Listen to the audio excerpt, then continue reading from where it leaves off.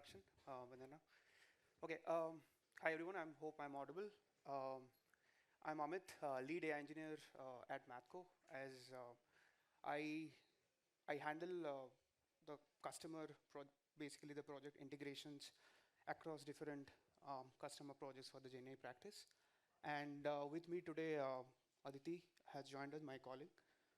Yeah, so I'm a platform product manager at Mathco. So what I do is work on the platform that helps accelerate building some of these chatbots for our internal users. So we get to production quicker. So something that'll take you longer, a few months, will be done in a few weeks. So maybe Thank we you. can quickly jump into this. Sure. Yeah. So, so today, what we wanted to cover was, I think, as Mathco, what are the different GenAI solutions that we are right now handling, right? Different case studies across different client projects. Just wanted to give you an overview before we get started. That what are the different components of developing a conversational AI chatbot with the contextual understanding, right? So to start off, at its core, we have three layers of AI assistants that we right now build. The first card, as I said, right, the AI assistants, where you have any structured data, any unstructured data, you want to sort of provide any data insights for that we sort of take it at the first level of building a chatbot, the AI assistants. Second level is the summarizers. So think of large volume of contract data, large volume of clinical trial reports you have, and you want to extract some important fields out of it, right, and summarize it for the user, right? So that's a level 2 of the chatbots. At the last level, where a bit complex problem solving happens, it's at orchestrator level. So think of any business workflow, process A to process B to process C. At each process level, we have developed some primitive agents, right? And those agents collaborate with each other and also gives feedback for multiple processes. So once a request comes up as a job, it figures out it orchestrates and routes to a particular skill set, right? When I say skill set, particular tool, that which agent to call, and then you will get the answer, right? So this is the third level of complexity. So for across all these use cases that you see here, we have developed these three different kinds of chatbot I just mentioned. So I'm going to give a few glimpses of what we solve. So let's start with data discoverability. So as the name suggests, right, it's basically discovering your data, the metadata, data that you have. Think about you have 5,000, 10,000 tables, and a request comes up. You need to figure out which data to pick up, right? Which metadata to pick up. So that then the metadata creation for this 5,000, 10,000 tables becomes very important. There is slightly human in the loop is very important here to validate an initial set of metadata. But yeah, that is how basically you discover the data metadata. And the consumption for this use case, basically a business analyst, data scientists that are there, right? Another interesting use case for the data discoverability is think about you have sensor data, right? And a data product request comes up, right? And you need to figure out exactly which JSON fields need to be extracted for that particular request, right? So that part of automation is very difficult.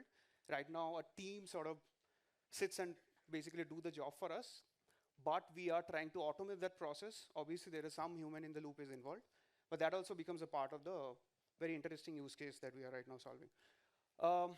At the second layer, we have an RGM Insights Assistant. So think of any dashboard, business dashboard in form of Tableau, Power BI that you have, let's say for RGM. And customers are coming to sort of enable an AI assistant on top of that dashboard, right? Now the challenge becomes how quickly you can do this. If you build and go from the scratch, it will take a lot of time to sort of build that chatbot and then enable and figure out the integration on top of the dashboard layer, right? So what we have done, we will demo it in a couple of minutes.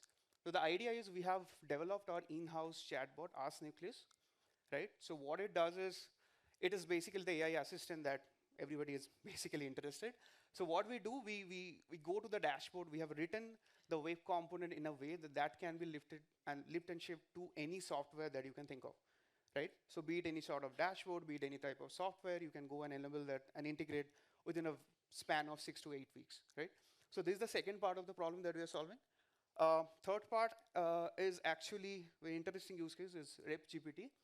So the idea is for all sales reps, right, who has to plan different needs to do some pre-call, right? Planning that need to sort of understand that when are the doctors sort of free and figure out the arrangement, figure out the planning, and then set up the call for that across different doctors, right? It becomes, if you look at this process, it's a 2-3 layer of process. First sales, they need to figure out when the doctors are free, and then once you understand that, you have to arrange and schedule a meeting, and then after that, once the meeting is scheduled, you also need to go through the previous meeting notes that you have taken, right?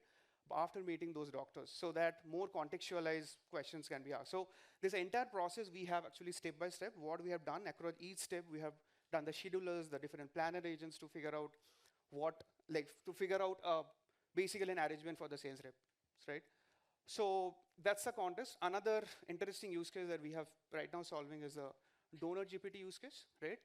Uh, the problem statement is actually, this is a decision support system actually for the MDs, right?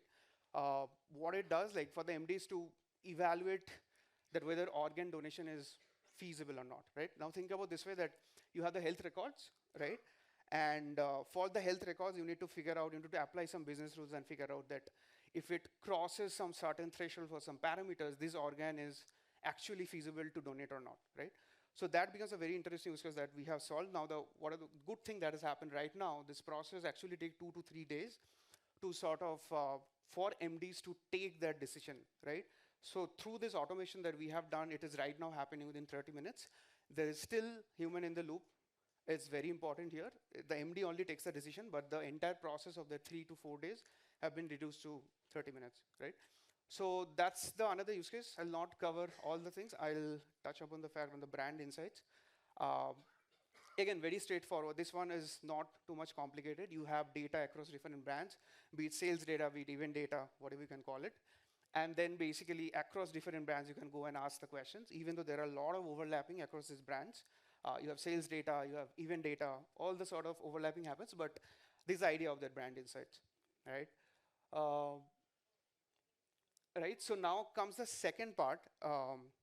So as I think the more solving that we did in those use cases that you saw, we came up with a lot of challenges, right?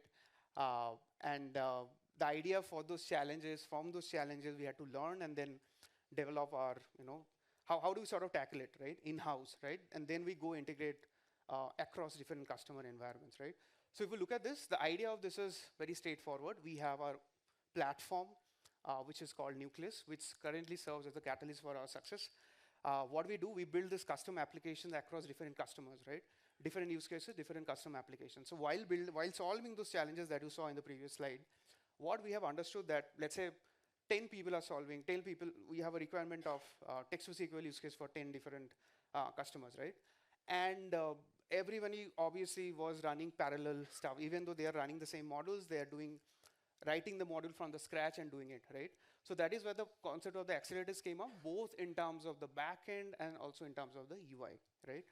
So we started with this one because we figured out this modularized code will help any use case that comes up in the future. So right now it is happening. So it is basically 60 to 70% ready to be customized. So think about this way, we have a base version of accelerator. And let's say there's a UI component, right? So now when the customer needs it, based on your customization, which is like 15 to 20%, you can actually use this and go and deploy it, right? So that's the idea of the accelerators and components. The second layer actually is a very interesting one.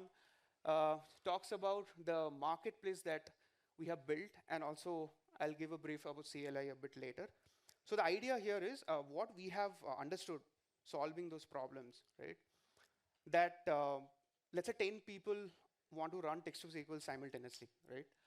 And there was a huge need to run the document querying use case. There is a huge need to somebody wants to do image Q&A, right? So across all these different use cases, we have built what we have figured that there needs to be a repo of the base skill set from where everybody, right, from the platform can sort of take a clone of it and then re-customize for the use of the business, right? So think of the marketplace as different skill sets. What are the skill sets? Skill sets are text-to-SQL, text-to-doc, image Q&A. You can generate PPT reports also, right? So all those segments that we have covered, comes under the marketplace. Now all you have to do is to go there and basically clone a best skill set, which is like a 70 to 80% ready. And based on your business customizations that you need for your client, for your customers, for your in-house building, you go and customize it and then deploy it. The main part here is the deployment, right? How do we quickly go and deploy this? Because typically, if I have to change something, you have to build an API layer, for example, right? It sort of takes some time and go and have the deployment. But what this command line interface, CLI, does is, right, it gives you the opportunity that whatever customizations you are doing, you can actually deploy it within 3 to 4 minutes, right? So let's say you have cloned a skill set, which is a text to SQL or a document querying skill set for which you are doing at scale, and then you have found out that there are some layers in the base skill set that is missing, right? And you also want to add the context layer, the business context for that document querying, right? So you go there, you write your code the way you do, it's basically 15 to 20%. Once you do that, you deploy that through CLI, right? So that's the concept of the marketplace. And the third layer, I think we already sort of covered this across multiple workshops or sessions. So the idea here is the context. What we also understood solving those case studies that you saw in the first slide, that there's a huge gap in context varies across different use cases, obviously, and different customers also. So how do we, if the context is changing, right, how do we quickly onboard and deploy? That is where the concept of this onboarding of this enterprise context came in. We're going to give a demo. The idea here is we have also found out that, let's say, in terms of maintenance of data, 2 or 3 different data teams are actually sort of maintaining one particular data, but right, while maintaining this, they don't have a central repo, right, where all the context is mentioned. That's one. Second also is that once you tweak some bit of metadata, how do we quickly deploy it? That shouldn't take like 1-2 days to sort of go and integrate, right? So that is where the context onboarding, if the context is getting changed, becomes very important, right? So that is where the third layer that we have came up with. So I think, yeah, so this is what our platform offers. Our AI assistant is called Ask Nucleus that we're going to demo. And all the layers can be shown there. So Aditi. Yeah, maybe just to add on, right, to what Amit mentioned, the agent marketplace serves 2 levels of users. One are users that can use the marketplace skill sets that are available readily. So you can just link your data sets there and then you can deploy it. That would help. But if you want any additional customizations, you want to change the look, the feel, add additional modules, you'll be able to do that through CLI. We provide a package where you can do that readily, right? We'll handle the heavy lifting, the deployment, whatnot. Enterprise context becomes very important. As Amit mentioned, we have so many use cases. Where we have put most of our effort in is trying to onboard users' jargon, their KPIs, contextual information. So we've figured out a framework how to do that, which I'll walk you through in a bit. So essentially, that's the use case. Can we shift? Yeah. So maybe I'll just show you a quick demo of our chatbot, right? So this is what an end user would see. This can be embedded on, of course, our in-house platform Nucleus. It is readily available. It's also available on, for example, you have your websites, your products like Tableau, legacy products like Tableau, right? This can be embedded there. The current chatbot that you're looking at is being powered by 4 skill sets or agents. So there is structured data, which is basically text to SQL that I mentioned. There's going to be unstructured data. So I've uploaded a PPT from my local. Third being image Q&A. So you'll be able to upload your images, ask any queries on top of it. Fourth, we've understood that though you're having conversations with a chatbot, folks want to export it out to maybe share it with your peers, take it to meetings, whatnot. Right? So we have storyboarding, which basically allows you to export these conversations out as a presentation. Let me maybe start with like a very simple question. Right? Just show me monthly sales. So what's happening here is you'll also see streaming, so you know exactly what it's doing at the moment, right? So what's happening is we have an orchestrator. So your orchestrator understands the user query, tries to figure out which of these skill set it needs to invoke. Then your skill set starts executing. So currently it has identified that it has to go to text to SQL, and it basically created a SQL query for you, executed it, then created the right visualization and the summary. Of course, everything is customizable. you want to change the sort of graphs, you want to change the sort of summaries, right? All of that is accessible for you to completely customize. Okay. So you'll also see citation, which becomes very important, considering we know LLMs tend to hallucinate. So now you know exactly what is powering your queries. Let me maybe now show you something about context. Okay. Okay. So when you ask a vanilla LLM what is PCPI, it categorizes PCPI as per capita personal income. And LLMs do a pretty decent job, right? I think all of us have worked with LLMs at this point, somehow or the other. So they do a decent job. 50, 60 of your questions are answered seamlessly. Sometimes you need to provide additional information for you to be able to get better results. Now what we've done is, in a CPG company, PCPI means something different. So how we have achieved something like that is providing context. That is where I think the world is going to shift towards, right? It becomes very important for LLMs to have that information. So the 4 kinds of context that we normally provide is data metadata. So you'll see columns, you will see multiple tables. So how does an LLM know what this column means? When does it need to call which table, right? That becomes your data metadata. And your KPI and information is what you will see on the left, right? So what is the business context that was used to make sure the query is right? Okay. Maybe I'll just give you a minute to read through. So right now, for example, PCPI within a CPG organization is classified as product channel profitability index, right? And I've also given a formula here, if you can see. So now it's leveraged this formula to be able to create the SQL query that you see on your screen. Okay. So quickly going into, maybe I'll show you an example of unstructured. Sorry? So same example, PCPI is classified differently. So it hallucinates, creates its own formula, which is not right for your domain. So for example, PCPI is This is else. what ChatGPT gives. If you ask PCPI, this is the... For restaurants, they give. Yeah, you can type. Yeah.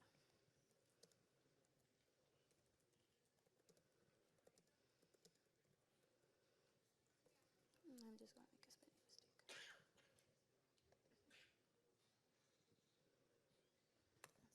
Hello. So I have a question. Yeah, I would like to know the number of schema and number of tables it can handle, your tool can handle. As of today, I think we have done over 10,000 tables as well. Okay, so for example, I have 10 schemas, each of 200 tables. Will your tool be able to handle that? Yeah, we have Yes. developed that. Yes. We've actually done a larger thing. So for example, tens or hundreds of DBs, thousands of tables. Right. So essentially we break down the information, right? Okay. So even if you have it across databases, first we filter out which databases are required, then we figure out what tables are required, how to basically write your join queries, whatnot, and then you get your response. Right, got it. Thank you. Context. So we provide context during data and metadata. So that's a part of the discoverability, right? We sort of prepare the metadata and the context, and then it identifies which table to hit and then give you. So based on the descriptions you provide, so it's a one-time effort, but once it has it, now it leverages that information to be able to generate those queries for you.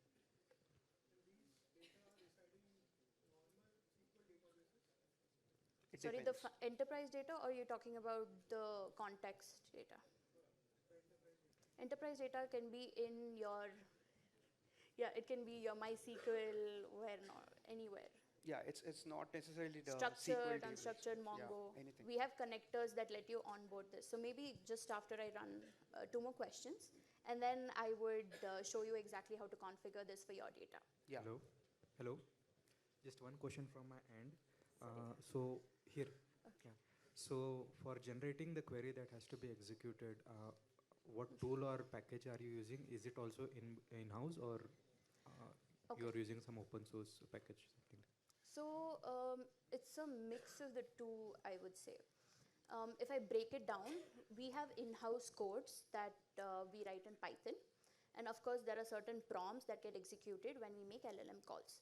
So it's a combination of the two. Sometimes your skill sets are very scoped out, so sometimes it's just pure Python code. Now what happens is, through the CLI, what we do is you will be able to deploy these skill sets. So we handle the heavy lifting. So it's either pushed on, we have an in-house platform that lets you it creates sandbox environments for you, so you'll be able to push your code there. Or we also support external tools like, for example, Fission, right? You can deploy your code there, or you can deploy it on prompt flow, and we'll be able to invoke those skill sets or those agents through our endpoint. One question.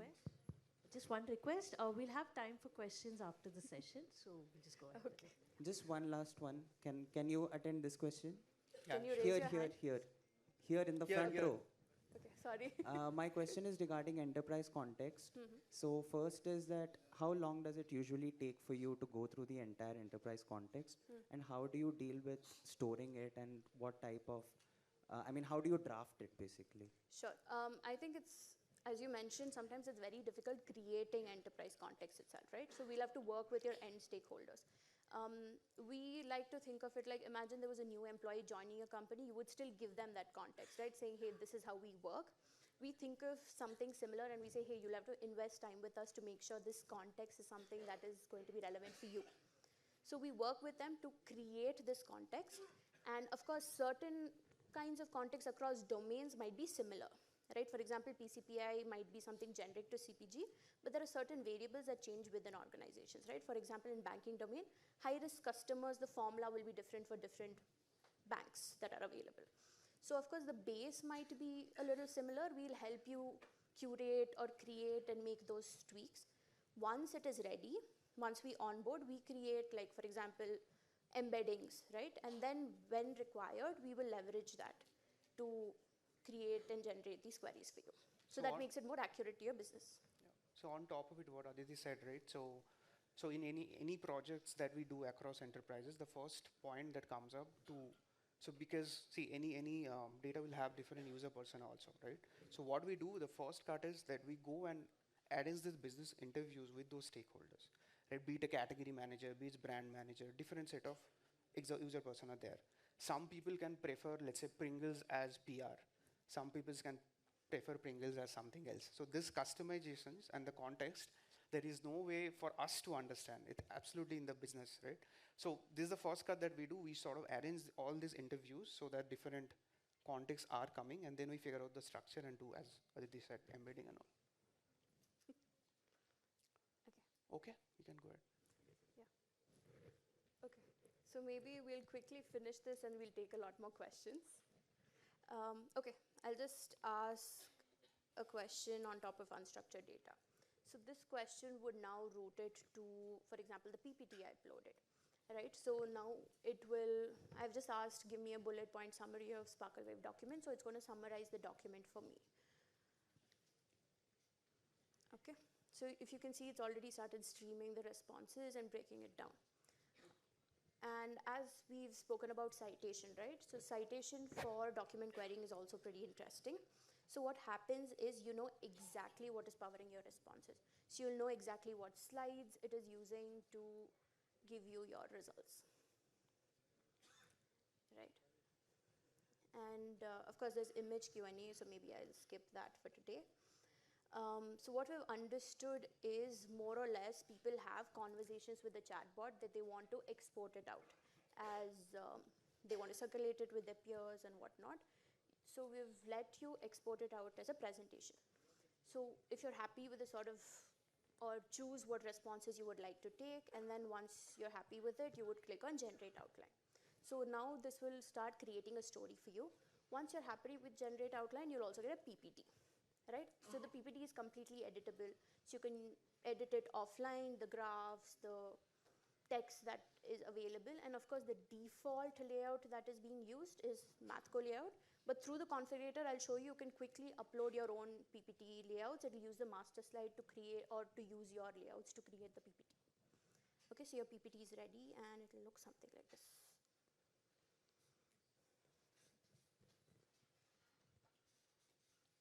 Right, so you'll have your PPT with information ready. And yes, maybe I'll quickly jump into how easy it is for you to be able to configure this, right? So as we've been talking about Ask Nucleus, this is our Ask Nucleus platform. So this is something your admin user would see. Okay, so somebody who knows where your data is stored, what kind of data is relevant, what agents are required, right? So it's a 5-step process, 2 of which it's just naming, giving it a logo, giving it a persona. So what happens here is magic starts from screen 2. So I think some of you are asking how many data sources do we onboard. So if you take a quick look, I can onboard it from my local. I can, for example, pull different databases, also file storages, right? Teams probably upload their presentations, their Word document onto SharePoints in different places. So we have those connectors for you to be able to quickly onboard them here. Of course, in the example that you saw, it was powered by 2 kinds of data, right? So one is the PPT that I'd spoken about, and the second is your SQL query. Okay. Yes, so this is where you'll be able to onboard context. So we've been talking about context throughout, I think, all the sessions that we've been having. So this is the framework that we've come up with. So working on different use cases, working with different clients, we've understood the broadly 4 kinds of context that we can break it down into: data and metadata. So this is where, if your column names, we see column names that sometimes don't make sense to an LLM, right? It's not very readable to a human. So all of that, feeding in information regarding the column, what it means, the table description, your database description, right? So all of that information you'll be able to feed in here. You also have templates that we provide that you can download and fill in and upload. And also different kinds of data sources you can bring it from. And second is metric and KPI. So this is where, you'll be able to onboard those formulas that we've been talking about, your jargon, words that matter to you, how you speak. Basically, it learns to speak your language through metrics and KPI. So org and user personas, this gives you that personalization at a chatbot level. So it understands who you are, what matters to you, what KPIs matter to you, what your role is, what your description is, whether you like a summary that is long, or do you prefer if it's short and neat, right? So it basically takes that information about you. And of course, we've given you a toggle also, so you can turn it on and off. So, when you would like it customized and when you would like it to not do that for you. And the 4th being business workflow. I think we have a few use cases where, for example, you have a process that needs to be done. There are 4 steps that need to be followed. And different organizations do it differently. For example, in CPG industry, if I have mid-year pricing review, right? Step 1, you would look at how certain SKUs are performing. Then based on the performance, you would take a call. And if certain SKUs are underperforming, you will try to either cull it, or you would try to look at promotions. So there are certain steps that you would follow. Can you onboard that workflow, right? Or does it understand where your table lies so it can perform those actions? Can it edit? So all of that happens in your business workflow. And in the example that I showed you where your PCPI and all that is mentioned will be provided in the document that I uploaded, basically. Okay. So now going into empowering your assistant. So we've also been talking about the marketplace, right? The skills and marketplace. So here you will be able to see a list of pre-configured skill sets that we have curated for you. So our top 4 are Nucleus verified, which are image Q&A, PPT generation, document querying, and text to SQL. Of course, there are a lot more that are available, right? And if you see, you'll also see a lot of information that is there because our super users have leveraged our Nucleus SDK package through the CLI, customized some of these skill sets even further, and have leveraged it for their use. Okay. And you will have different skill sets and different versions of these skill sets, and you can choose exactly what works for you. And as I mentioned, we've seen in the last 2-3 years that people have been building their own agents, right? So what we have tried to do is, if you have built something externally, how can you connect it to Ask Nucleus? So if you give us an endpoint, we'll write or we'll work with you to create a parser, so you'll be able to have a conversation with your existing skill sets that are available. For example, what you see is our text to SQL generation. So it's very heavy. So I think Over time, we've also taken LLMs for granted where we say, okay, create a query for me and you just get a SQL query and you think that is enough. But in enterprises, it's a lot more complex. So there are multiple steps that go in. So there's cleaning, what context needs to be added. There's also pre-processing that happens, right? Once you link your context, how should it break it down? So all of those steps are in text to SQL as a skill set. So if I could show you, yes. So you would see this text to SQL context and you will see a form, right? And you would see that I have linked the context that I showed you. Okay. And we've also been talking about the orchestrator. So anytime you have multiple skill sets, you will need to have an orchestrator to help you route or help you understand which of these skill sets to invoke and execute at the right time. And we also give you options for different orchestrators and help you onboard new orchestrator if you require. And to make sure that you save your, for example, based on the complexity of your data, based on how accurate you would like to be, how much money you're okay spending, right? You can, of course, have different model types, and we also help you onboard different models, whether it be open source or from different places, right? And fine-tune them. So yes, of course, we recommend certain LLMs based on our experiments, our experience, and we will work with you to make sure that it becomes relevant for you. Okay, and once you're good to go, you'll also be able to add your logo, give it a name, make it personalized for your client or your organization. Okay. So once your admin is done, you will see a preview screen like this. So you know exactly where you stand. So sometimes when you've just deployed something, you would see it is in progress. So your admin knows exactly where you stand. So this is like a quick preview screen for them. And you'll also be able to change the look and feel. Also give suggested questions which you can control so that when the user lands on your chatbot knows what kind of questions it's able to handle, right? So once this is ready, you would get a URL which you can use, which is what you initially saw, right? And this need not just be deployed on our platform, but once this is ready, it can be deployed on external platforms, as Amit mentioned earlier. So we have deployed it on legacy platforms before, we have deployed it on websites, and so on. Maybe I'll just show you a quick example of user persona. So the same question I've asked twice. So I've turned off the toggle for the first use case where I've said monthly volume sales for 2020. Okay, I'll just maybe quickly show you what the query looks like. So here if you see the select from where, right? And the only filter that you will see is for the year 2020. Now I turned on the toggle, so I'll show you what information I fed in, right? So this will personalize for me as a brand manager for ISEX, specifically the brand ISEX. If you can see, as a brand manager for ISEX within the larger company called Sparklewave, these are some things that matter to me, right? So this is the information I've fed in. So once it is turned on, and I ask the same question, you'll also see that this has come from personalization. If I look at the query, it automatically has filter for brand ISEX, right? So this is a simple example, but of course the use case is varied. Okay. I think we're good. Yeah, I think that's pretty much all we had. Yeah, I think we can. So we have right now onboarded all the OpenAI GPT family models, as well as Amazon Bedrock. Along with that, we have flexibility to do any open source also. So right now, all you see here is using GPT family, but we have the options for Claude, Anthropic, everything we have. Because the reason I'm asking is because you also showed about the rep agents and all. It means dealing with the middle farmers and all. Yeah. Which is quite data privacy would be the concern, right? And Yes. then Yes. using directly on the chat GPTs and all, a lot of customers will not be happy. Example, my customers are Merck.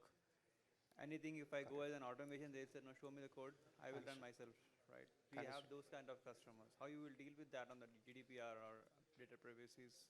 Yeah, so right now we do it from Azure OpenAI. I think there are a lot of, I think when it started, it was a lot of problems in terms of data security that customers also were very difficult to make them understand that this is nowhere it is going, right? Still there. The problem is still Yes, there. that's a problem that happened, that was there. So right now I think they have become all mature, and once you are taking the enterprise level Azure and Amazon Bedrock, let's say they have the Amazon services. Once you are sort of integrating with that model, they are good to go. People have still mature on that angle that, hey, I mean, I am doing it from the my base, right? It is not like you are directly using from OpenAI. It is on Azure. There is a privacy. The documents are also there. So that's why people have got mature, at least for us. So we haven't faced this part. We used to face this long back, 1.5 year back, where it's the central part of bit was there that don't send my data. Because if you look at the summary that Aditi was showing, for any data that some summary are getting streamed, right? You already showed me the documentation uploads. So people will not be comfortable to Yes, upload their docx files. yes, that's correct. So even when solving the document query use cases, we have found out one customer had around 2,000 plus PPT documents. And these are actually documents that are made from the raw data, right? So all the reports are there, right? So when you are using that model that is getting summarized, we are actually utilizing it. But as long as it is from their environment, not from directly from OpenAI, it is hosted on Azure, hosted on cloud, and you are using that service, they are good. Hi. Moving the delegation from OpenAI to Azure, but still, Yeah. data is going outside. Correct. As So simple that's why as that. open source becomes another challenge. So Have you thought about loading it locally at the data center? Big models, open source. So some You of the mean fine- models, what we do fine-tuned. is we do onboard No, and on their we blade host them. servers, in their Yes, own in-house Yes, system. we have done that We for do a Which few model you clients. are using for that? we have done Llama, one version. What are the other ones? Which Llama 3.3 something? I think 3.2? I think it was 7 billion, if I'm not wrong. How We was have the performance? fine-tuned it for How our was the evaluation? with that? evaluation was, we have onboarded actually 7 billion, 13 billion, all these angles. But compared to in some use cases, it's very specific to use case. When I solve text to SQL, we have found as an organization that the bedrock models, the Claude, Anthropic, it's still not better compared to the GPT ones, right? They are big giants, of course. Yes. 7 billion versus you're talking about 400 billion, right? Yes, You're yes, not that's comparing apple to apple. Yes. So evaluation was, I would say, decent, but not that great so that actually we can go and host the open source model and use that. Okay, thank you. Hello, hi. Hello. This is Naresh. Excuse me. Yeah, here. Yes. Here I am. Yeah. I have a quick question. I just want to understand these things. Whatever you have explained, it Can could. you talk a bit louder? Can't hear. Am I audible now? Yeah. Yes. Okay. Whatever you are building an application, whatever you are showing, it could be pretty much doable by every org on their own tech stack, and they don't need to leave the data. So what I'm trying to understand, what exactly your moat over here, the state of art, retrieval augmentation techniques, or your text to SQL capabilities are very good compared to others. What exactly your moat over here? I just want to understand. It's kind of curious. Benchmark. Sure. So I think off-the-shelf solutions, as I mentioned, do a decent job, right? But sometimes I mean, not of the solutions. People can build their own RAG solutions and it text to takes you SQL a lot of solutions. time to able to get there. I differ that. Yeah. I just still I just want to, you said, you have a lot of tables and you have a lot of metadata, and based on the given question you are able to get the accurate results. Is your motto over there, and it's about just deploying and make it easy for people? I just want to understand which side you are What taking. is our USP behind this?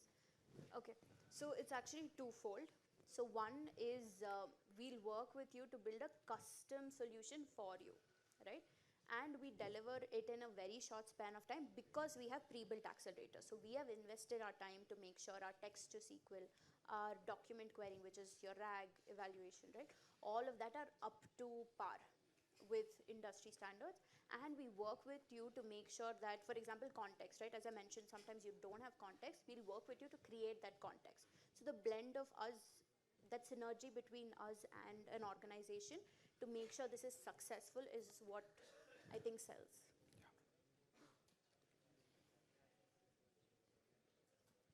Hello, hi.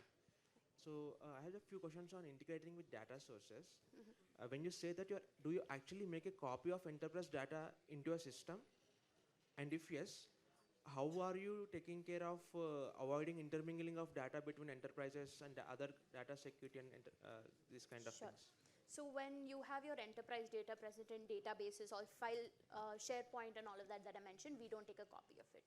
We just link it to that, and your skill set will call it when necessary, and everything is present on your, within your organization, right? And in case, for example, in RAG, we know we create embeddings, right?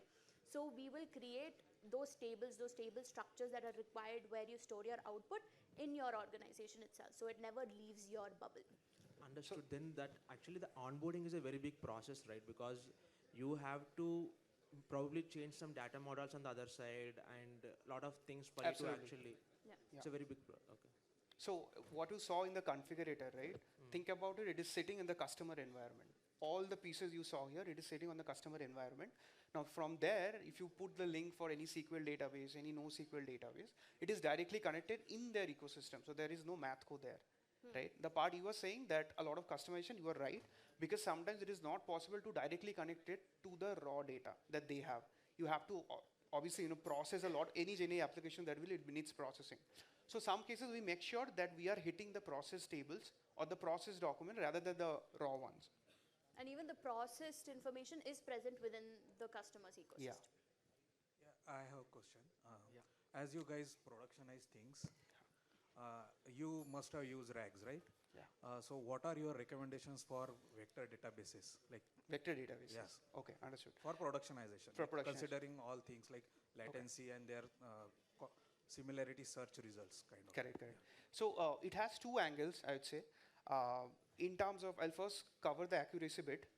Building a RAG application at anywhere, right? It's painful, right? That's the reality.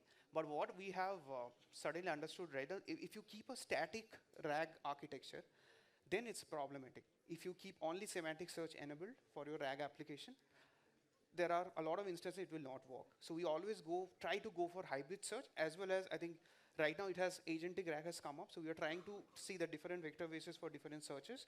Based on the question, it will orchestrate and it will route to a particular tool, which is your either a semantic search or a keyword search or a hybrid search, and it will figure out what to give. So keeping it dynamic to get better accuracy is super important for RAG. That's the first cut. Latency, we haven't found while building a RAG application. The latency is not much of an issue. Latency sometimes becomes an issue for text to SQL because once you're doing the search and retrieving, it doesn't take a lot of time. That second, whatever, I think 2 to 3 seconds it takes, it is acceptable for the end users. But once it beyond crosses 10 to 15 seconds, then they're worried. Because in text to SQL, what happens, there are different sequential modules that are there, right? So there, it automatically gets increased. So these are the two angles I'll recommend. The dynamic retrieval, as well as, latency-wise, there is no issue. What are the name of the vector source? Okay, all right. See, we have done even using files index at scale.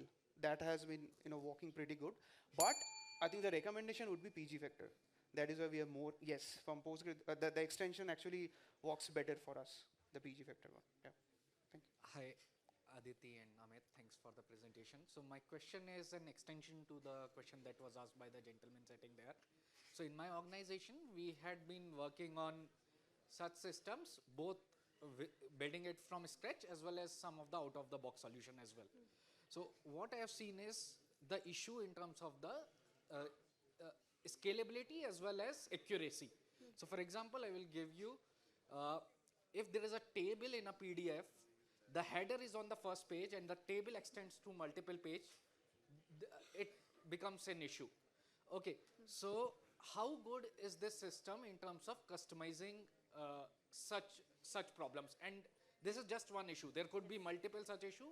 So can we customize such things as well here? Got it. Yes. So the question that you are asking is on the processing layer, right? So the thing that you saw here in the configurator, the app, the processing part in the skill sets are not enabled because it varies based on different data set that you have.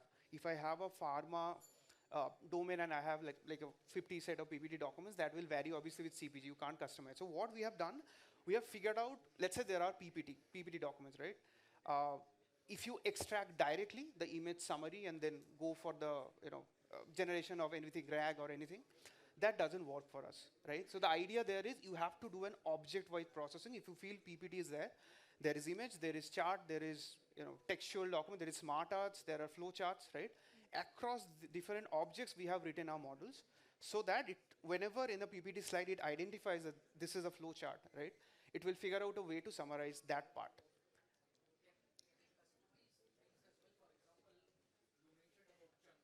Correct. Yes. You can. Absolutely. Yes. Absolutely. Everything can be customized. So that's what I say. So when I say that the base skill set are ready, that means it's 60 to 70% are okay. You don't need to build it from scratch. The other 30%, be it chunking, be it dynamic retrieval, be it processing layer, everything you can go and customize and deploy within a couple of minutes. So I would put it this way, right? So if I give this solution to you, if the base one that we provide works for you, you'll be happy with it, right? So maybe 60% of them are happy with what they get. But of course, as you mentioned, it doesn't work out. What do I do? And as Amit mentioned, we have a pre-processing layer that we've tested against a lot of different kinds of documents, different kinds of objects that are there. So the base solution is good enough. That customization we let you do. I think we've showcased the CLI through which you'll be able to clone, edit what you'd like, and deploy it. So that becomes your own. Sure.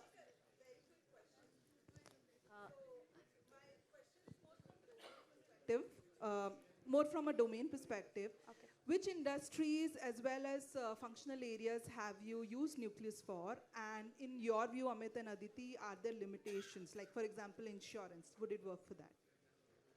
I think we've worked in insurance fields as well. I think we've taken healthcare examples, we've worked in CPG industry, right? There are broadly maybe a few industries that we majorly work with. Some industries have very strict regulations, right? So sometimes the solution, they might not be comfortable using it as is. So we'll try to work with them to provide a few alternatives, something that requires those changes. So which is what that customizable part comes into picture. Yeah, thank you so much. We're out of time. If you have more questions, you can connect with Amit and Aditi outside the hall. Thank you for Thanks, this everyone. wonderful Thank session, you. Amit and Aditi.